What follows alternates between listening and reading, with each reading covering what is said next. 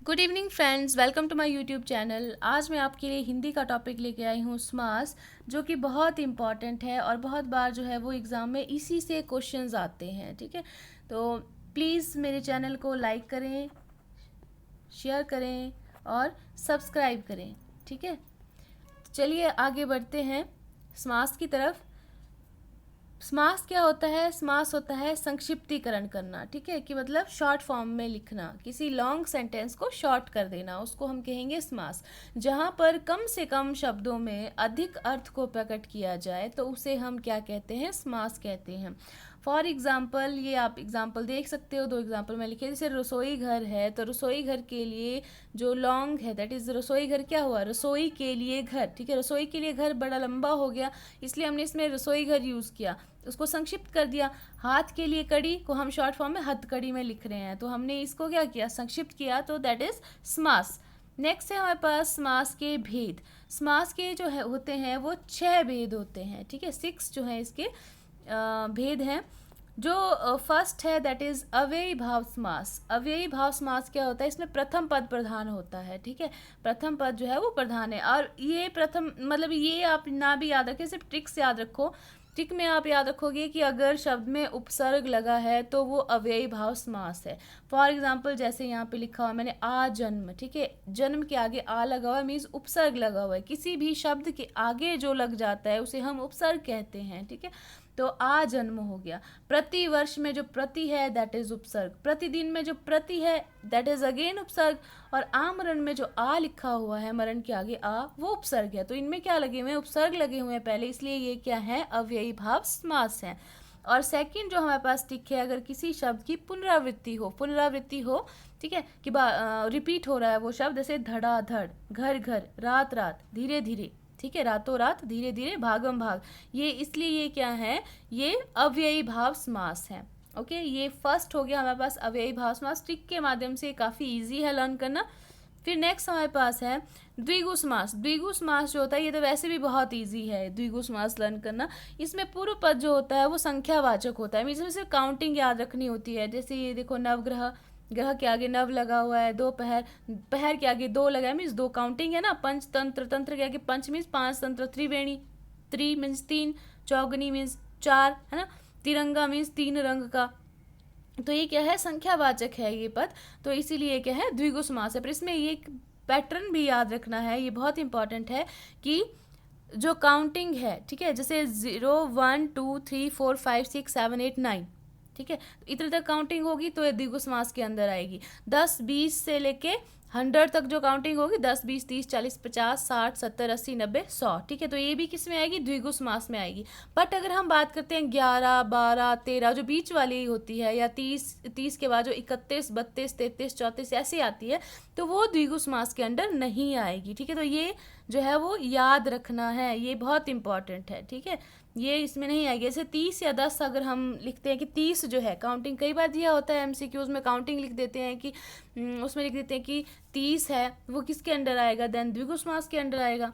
ठीक है, नेक्स्ट हमारे पास है द्वंद्व समास। द्वंद्व समास में क्या होता है कि दोनों पद प्रधान होते हैं और बीच में और आता है। ठीक है, दोनों पद प्रधान है, मेन है दोनों, और उनकी दोनों के बीच में क्या आ रहा है? और आ रहा है।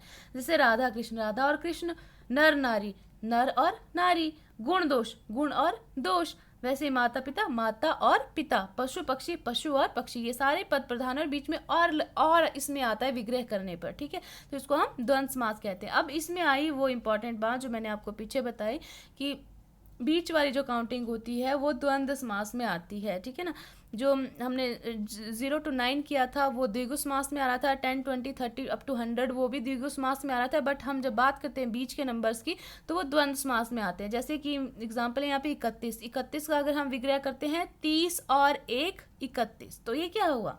ऑब्वियस है, क्या हुआ? द्वंद्व समास, क्योंकि बीच में इनका विग्रह करने पर और आ रहा है। 45, 40 और 5 45, है ना। वैसे ही 52, 50 और 2 52, तो इसलिए ये क्या है? द्वंद्व समास है। तो काउंटिंग का भी याद रखना है, ये मच इम्पॉर्टेंट है। नेक्स्ट है कर्मधारय समास। ठीक है। नंबर 4 पे आ गया कर्मधारय समास। कर्मधारय होता है कर्म को धारण करने वाला। जो कर्म को धारण करने वाला होता है वो क्या होता है? विशेषण। ठीक है, तो सीधी सी बात है कि इसमें क्या आता है? विशेषण आता है। ठीक है, जैसे हमारे पास है चरण कमल, कमल के जैसे चरण, है ना। तो क्या हो रहा है? जो चरण है वो कमल के जैसे हैं, विशेष्य है ना, विशेषण जो है इसमें हमें दिख रहा है। ठीक है, तो एग्जाम्पल इसके चरण कमल, चंद्रमुख, चंद्रमा के समान मुख, महात्मा, ठीक है, महान आत्मा, जिसको हम बोलेंगे लाल मणि, मणि है वो लाल है, नील कमल है, महाराजा है, तो ये क्या है? विशेषण है ना। तो इसीलिए ये क्या है? कर्मधारय समास है। ओके, ये क्या है? कर्मधारय समास। कर्मधारय समास में विशेषण हमने याद रखा। ठीक है, अव्ययी भाव में हमने उपसर्ग याद रखा, द्विगु में हमने क्या रखे? नंबर्स याद रखे। ठीक है, और द्वंद्व समास में एक तो हमने वो बीच वाले नंबर्स याद रखे, दूसरा हमने क्या याद रखा कि उसके विग्रह करने में और आता है। ठीक है, और फिर फोर्थ हमारे पास कर्मधारय समास है, इसमें हम विशेषण याद रखेंगे। ठीक है, तो नेक्स्ट हमारे पास है नंबर 5, दैट इज बहुब्रीहि समास। ठीक है, बहुब्रीहि समास में क्या होता है? कोई भी पद जो है वो प्रधान नहीं होता है। ठीक है, कोई भी पद प्रधान नहीं होता है। जब दो पद मिलकर तीसरा बनाते हैं तो वो प्रधान होता है। ठीक है ना, मतलब दो पद होते हैं, वो अकेले अकेले कोई प्रधान नहीं है वो पद, बट जब वो इकट्ठे मिल जाते हैं तो वो एक प्रधान पद बनाते हैं। ठीक है, अब इसमें हम देखते हैं यहाँ पे एग्जाम्पल, जैसे गजानन। अब देखो गज है और आनन है। ठीक है, गज है और आनन है, अकेले अकेले ये कोई बड़े प्रधान पद नहीं है। ठीक है, ये मेन पद नहीं है ये, बट जब इकट्ठे मिल जाते हैं, गजानन का अर्थ क्या हो जाता है? गणेश।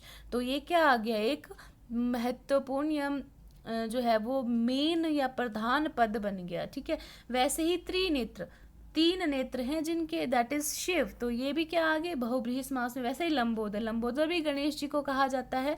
दशानन रावण को कहा जाता है। ठीक है, चतुर्भुज, चार भुज हैं जिनके, तो ये विष्णु भगवान जी को कहा जाता है। तो ये क्या है? अपने आप में ही प्रधान पद है, तो ये बहुब्रीहि समास में आते हैं। ठीक है, अदरवाइज अकेले चतुर्भुज ऐसे अकेले ये कोई प्रधान पद नहीं है। ठीक है, पर इनका मीनिंग जो है वो विशेष निकलता है। नेक्स्ट हमारे पास है पीताम्बर और नीलकंठ। ठीक है, पीताम्बर और नीलकंठ वैसे ये भी क्या है? बहुब्रीहि हैं।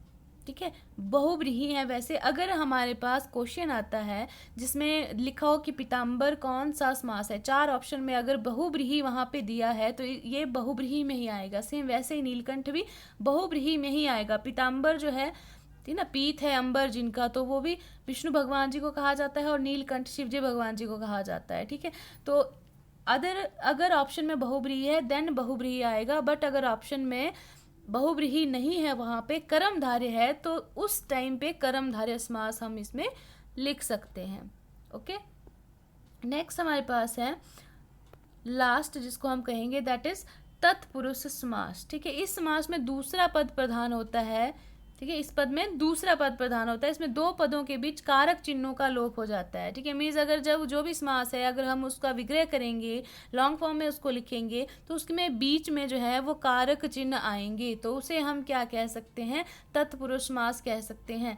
ठीक है, और इसमें जो है जैसे हमारे पास ये है कारक। ठीक है, ये हमारे पास क्या है? कारक है। कारक, इसमें से जो कर्ता और जो संबोधन है कारक, ठीक है, ये दो जो कारक होते हैं, ये चिन्ह इसमें नहीं इंक्लूड होते हैं। बाकी कर्म, करण, संप्रदान, अपादान, संबंध और अधिकरण, इसके चिन्ह जो होते हैं वो इसमें इंक्लूड होते हैं। ठीक है, अब बीच में अगर विग्रह करने पर को आएगा, या से के द्वारा आएगा, या को के लिए आएगा, या फिर से या जुदाई का में वहाँ पे बोध होगा। ठीक है ना, जैसे कि पेड़ से फल गिर रहे हैं, ठीक है ना, तो वो क्या है? अपादान है, तो ये क्या है? तत्पुरुष समास हुआ ना। ठीक है, वैसे ही संबंध का के की अगर आता है, या मैं पर भी आता है, तो वो क्या हुआ? तत्पुरुष समास हुआ। अगर उसमें बीच में वैसे कारक चिन्ह आते हैं उस समास का विग्रह करने पर, तो वो तत्पुरुष समास होगा। अब इसमें हम एग्जाम्पल करेंगे। देखिए एग्जाम्पल है इसमें, देखो, माखन चोर, माखन को चुराने वाला, माखन को चुराने वाला। ठीक है ना, बीच में कारक चिन्ह आ रहा है। सेम वैसे धनहीन, धन से हीन, इसमें भी अपादान कारक आ रहा है। ठीक है, फिर देशभक्ति, देश के लिए भक्ति। ठीक है ना, संबंध आ रहा है इसमें, देश के लिए भक्ति। रोग मुक्त, रोग से मुक्त। ठीक है, ऐसे गंगा जल, गंगा का जल, सेम वैसे आप बीती, आप पर बीती, ठीक है। तो ये क्या है हमारे पास, ये हमारे पास जो है वो तत्पुरुष समास है, ठीक है। मतलब इस समास में जो है कारक चिन्हों का लोप हो गया होता है, अगर हम विग्रह करते हैं तो कारक चिन्ह जो है वो आ जाते हैं, ठीक है। तो फ्रेंड्स ये था हमारे पास, मतलब ये मेरा सारा का सारा टोटल जो है वो पूरे समास के 6 टाइप्स हमने कंप्लीट किए हैं, ठीक है। अभी आप मुझे बताओगे कि यहाँ पर मैं लिखती हूँ जल मग्न, ठीक है। तो जल मग्न जो है ये कौन सा समास है, ठीक है। जल मग्न कौन सा समास है, ओके, आप ये बताएंगे। और सेकंड जो है वो बताएंगे आप शोकाकुल, शोकाकुल, ओके, शोकाकुल। तो ये दो जो है आप मुझे कमेंट बॉक्स में बताएंगी कौन से समास हैं, तभी मुझे पता लगेगा कि मैंने कितना अच्छा करवाया, कि आपको कितना समझ में आया है, ठीक है। अगर आपको मेरा वीडियो पसंद आया हो तो प्लीज़ लाइक करें, शेयर करें एंड मेरे चैनल को सब्सक्राइब करें। Thank you.